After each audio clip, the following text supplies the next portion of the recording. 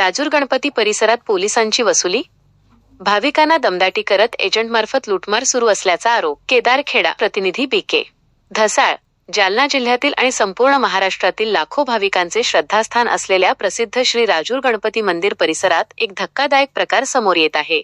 दर्शनासाठी येणाऱ्या भाविकांच्या गाड्या अडवून पोलिसांकडून पैशांची उघड मागणी केली जात असल्याचा खळबळजनक आरोप वाहनधारक आणि स्थानिक जनतेकडून केला जात आहे.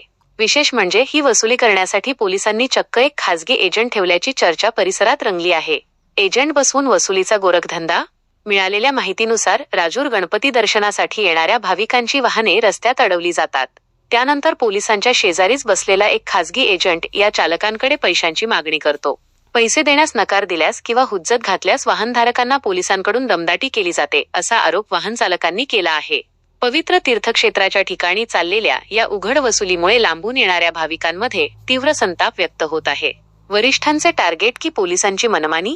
या सर्व प्रकारामुळे आता जनतेतून एकच मोठा प्रश्न उपस्थित केला जात आहे. या पोलिसांना त्यांच्या मोठ्या अधिकाऱ्यांनी काही विशेष टार्गेट दिले आहे का? की हे पोलीस स्वतःच्या फायद्यासाठी ही मनमानी करत आहेत?